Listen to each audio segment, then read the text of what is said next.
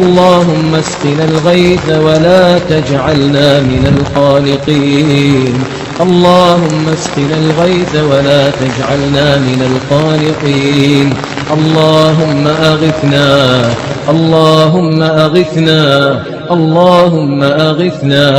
اللهم اجعلنا ممن دعاك فأجبته، واستجار بك فأجرته، وتوكل عليك فكفيته، واستهداك فهديته، واستغفرك فغفرت له، ومن دارك دار السلام أدنيته، برحمتك وجودك وكرمك يا أرحم الراحمين.